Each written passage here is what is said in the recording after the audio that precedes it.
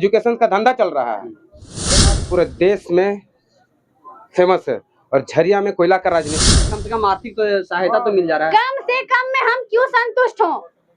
जान दिए हैं हम लोग, खून बहाए हम लोग, तो 1000 में हम लोग क्यों माने? हमारे जो भीख में मिल रहा है, बाप दादा मर गया हमारा झारखंड के लिए और भीख में हमको मिल रहा है। रहने वाले हैं जंगल झाड़ में रहने यहाँ, तो हमारा घर चाहिए, बाड़ी चाहिए, हम लोग जमीन के बदले जमीन मांग रहे हैं, तो खाली बोल रहा क्वार्टर में जाओ, तो हमारा संस्कृति कैसे बचे? दोनों जरूरी है, पढ़ना भी है, लड़ना भी है।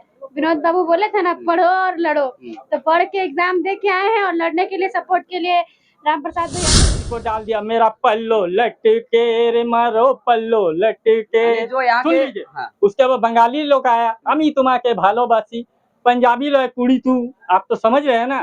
तो हमारा दिला कहाँ जाएगा? हम अपना दिला को बचाने के लिए, हमारा संस्कृति कैसे बचेगा? जोहार नमस्कार, और आप झार न्यूज देख रहे हैं। इस वक्त हम आए हुए हैं धनबाद के तोपचाची के मानटाट। आइए दादा से कुछ जानते हैं कि आप कहाँ से हैं? हम झरिया से ही हैं। आपकी उम्र हो चुकी है, तो आप बहुत सारे राजनीतिक उतार चढ़ाव देखे होंगे। तो इस जो यहाँ पे आए हुए हैं, इस युवा पार्टी में आप क्या कुछ समस्याओं के लिए या किन आशा के साथ आप यहाँ आए हैं? हमारा युवा पार्टी अच्छा काम कर रहा है, जयराम मातो, उसका साथ हम लोग दे रहे हैं। झरिया का समस्या ये है, झरिया एक ऐसा नगरी है, लूट का नगरी। झरिया में खाली लूटने के ही लिए लोग विधायक बनते हैं, एमएलए बनते हैं, एमपी बनते हैं, ठेकेदार हैं, बड़ा बड़ा माफिया है, समझे क्या नहीं? झरिया में सिर्फ काला सोना को लूटने के लिए काम करते हैं। जो कोयला है, काला सोना है, उन्हीं के लूटने। उसके बाद है गया समस्या खतियानधारी का, जो जिसका जमीन है उसको घर को भी तोड़ देता है, उसको मुआवजा नहीं मिल रहा है। मुआवजा भी नहीं मिल रहा है। अभी आपको मुआवजा तो अनेक कंपनी का CSR के तहत मुआवजा देते हैं। कुछ नहीं देता है। अभी आपको बता रहे हैं भूली में, रंगैनी बस्ती में जो घर टूटा हुआ है, ये है, किसी को एक पैसा नहीं मिला है, खाली बोला क्वार्टर में जाओ।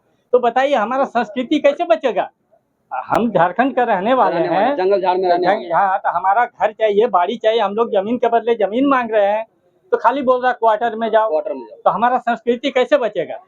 तो झरिया का एक संस्कृति पहले था झारखंड का, हम लोग का कर्मा होता था, ये होता था, ये सब जो त्योहार होता था, ये सब बाहर वाला खा गया।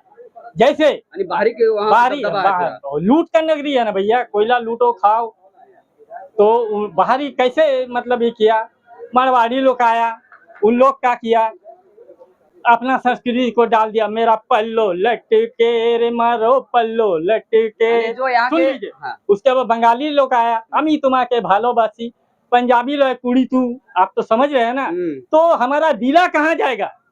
हम अपना दिला को बचाने के लिए जयराम मातो टाइगर को नेतृत्व में हम लोग राम प्रसाद सिंह को झरिया से प्रत्याशी बनाए हैं, आपको कफन बांध के माफिया का बेल्ट में। धन्यवाद। और हम क्या बोले, यानी इस पार्टी का जो है भाषा का जो मुख्य मुद्दा है, वहाँ पे पूरा हावी है, बाहरी भाषा पूरा तरह से हावी है उसमें। ठीक है। और वहाँ पे इन सभी मुद्दों के अलावे शिक्षा व्यवस्था या रोड कहे, नाली के व्यवस्था, इन पर झरिया स्टेट था। स्टेट का मतलब तो आप समझिए रहे, राज्य था, राजा का टाइम में। तो झरिया में हर सुविधा थी पहले। आपको ऐसा कोई सर्कस नहीं है जो झरिया में नहीं आया है। पोलो ग्राउंड था, पोलो खेला जानते हैं, कलकत्ता में है आपको, यहाँ पर राइटर बिल्डिंग का पास, वो ग्राउंड था, पोलो खेला होता था। फुटबॉल मैच ऐसा कोई आपको मतलब टीम नहीं है जो झरिया में खेला नहीं है, सब माफिया लोग खा गया। यानी जितने भी ये सब सारी चीजें थी, सब खत्म हो चुकी है। खत्म हो गया। कितना तालाब था, ये सब लूट लिया।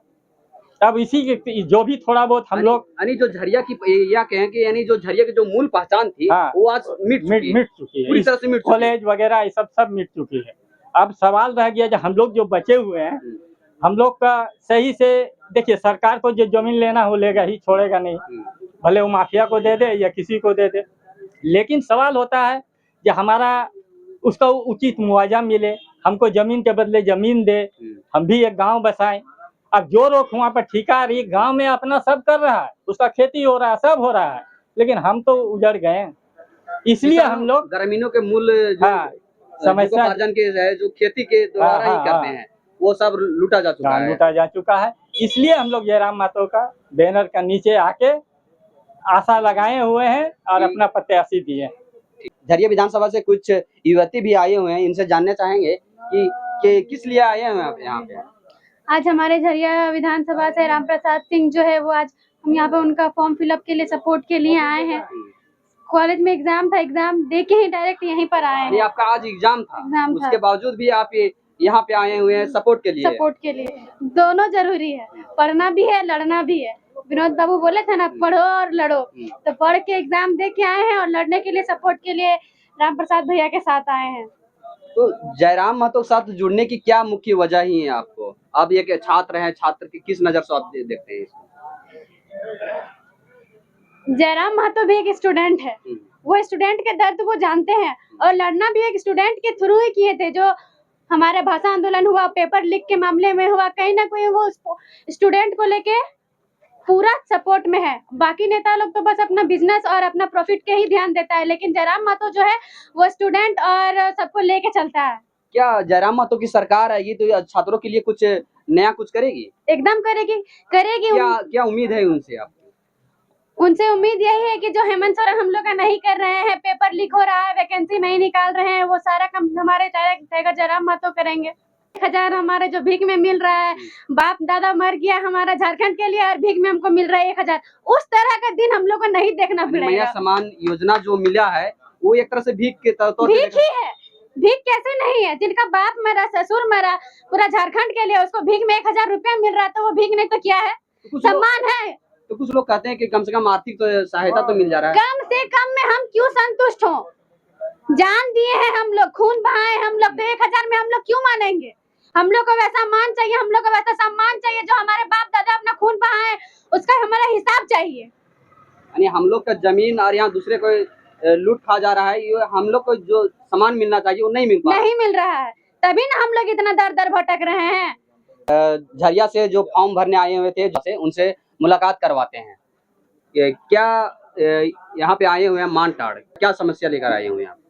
देखिए, सबसे पहले झार न्यूज़ के जितने भी दर्शक हैं सभी को मेरा प्रणाम, जोहार, अदब। मैं झरिया विधानसभा से अपने समर्थकों के साथ आज यहाँ पर जो मानटाड़ में जो चुनाव को लेकर इतना अच्छा जो प्रक्रिया है, उस प्रक्रिया में हम भी शामिल होने के लिए आए हैं और अपना फॉर्म जो है लिए हैं। अभी फॉर्म हम लोग दाखिल करेंगे और देखते हैं कि समर्थक और हमारे पार्टी जो सुप्रीमो है टाइगर जयराम दा, वो किस तरह का निर्णय लेते हैं और फिर हमें क्या ही करते हैं। वहाँ की मूल समस्याएं क्या है? देखिए, झरिया की समस्या अगर अवगत कराने जाएंगे तो बहुत सारी समस्या है। सबसे पहली बात तो जलन मुख्य समस्या, जैसे कि हमारे झरिया में कोयला, आप जानते हैं कि धनबाद पूरे देश में फेमस है और झरिया में कोयला का राजनीति किया जाता है और जिस जगह राजनीति होती है, कोयले पे राजनीति होती है। और झरिया जिस जगह पे है वहां पर हम लोग वहां के रैयत है, जमींदार हैं, लेकिन आज तक हम लोगों को किसी प्रकार से कोई भी मतलब लाभ नहीं मिला।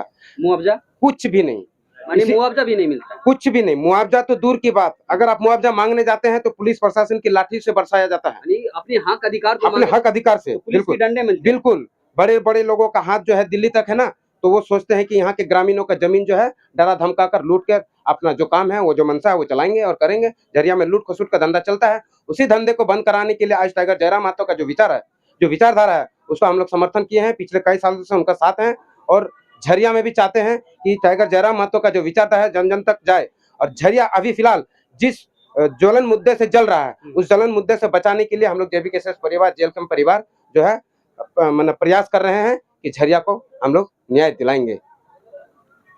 और शिक्षा के लेकर वहाँ पे किन किन कॉलेज हैं, डिग्री कॉलेज, हाई स्कूल लेकर या टेक्निकल कॉलेज वहाँ पे स्थापित है कि या नहीं? देखिए, सबसे पहला बात, झरिया में एक ही हमारा एक कॉलेज था, राजसी प्रसाद कॉलेज, उसको भी यहाँ से दूर लेके चला गया। जो वहाँ कॉलेज स्थापित है उसको हटा दिया। कॉलेज बिल्कुल, हमारे यहाँ पढ़ाई लिखाई का कोई मतलब न यूनिवर्सिटी है बढ़िया, न कॉलेज है, तो हमारे यहाँ के लोगों को भी शिक्षा से भी वंचित रखा गया है। और यहाँ का सरकारी स्कूल जो झरिया विधानसभा में आप देखिएगा, प्रत्येक सरकारी स्कूल का मुआयना कीजिएगा, हाई स्कूल का मुआयना कीजिएगा, वहाँ तो एजुकेशन का धंधा चल रहा है। झरिया में बड़े बड़े पूंजीपति लोग डिनबली मॉडल्स ऐसे में पढ़ा रहे हैं। गवर्नमेंट स्कूल थे उनको साइड करके एकदम गवर्नमेंट स्कूल स्थापित किए जा रहे हैं। अगर हमको लगता है इस बार विधानसभा का चुनाव होने के बाद अगर वो लोग मैंने सेंट्रल पार्टी अगर जीत गई ना, तो हमको लगता है कि सरकारी स्कूल को भी बंद करवा दिया जाएगा। ऐसा रणनीति वहाँ चल रहा है। यानी एक एजुकेशन माफिया के कहे तो बिल्कुल बिल्कुल, एजुकेशन माफिया, कोयला माफिया, भू माफिया, सारे माफियाओं से भरा हुआ हमारा झरिया है और हम लोग वहाँ के लोग शोषित होते हुए आए हैं। अब किसी भी कीमत पे बर्दाश्त नहीं किया जाएगा। अब हम लोग उलगुलान कर चुके हैं, आवाज उठा चुके हैं। इसका परिणाम चाहे जो भी हो, हम लोग कतई डरेंगे नहीं। आपका परिचय अपने राम प्रसाद सिंह, धनबाद जिला उपाध्यक्ष, झरिया विधानसभा प्रत्याशी। कौन विधानसभा से आए हुए हैं आप? हम आए हैं झरिया विधानसभा से और हमारे जो जेबीके उसके सक्रिय है और हमारे जिला के उपाध्यक्ष है, वो अभी अपना फॉर्म लिए हैं, फॉर्म फिलअप कर रहे हैं। अच्छा, झरिया विधानसभा में आप बताइएगा कि वहाँ की मूल समस्याएं क्या है? देखिए वहाँ जेनविन है, आप समझ रहे हैं, और बड़ा बड़ा कॉन्ट्रैक्टर बैठा हुआ है और बड़े बड़े कंपनियां हैं। कोलियरी फील्ड में हम देख रहे हैं आउटसोर्सिंग कंपनियां, किस तरह शोषण किया जा रहा है वहाँ पे।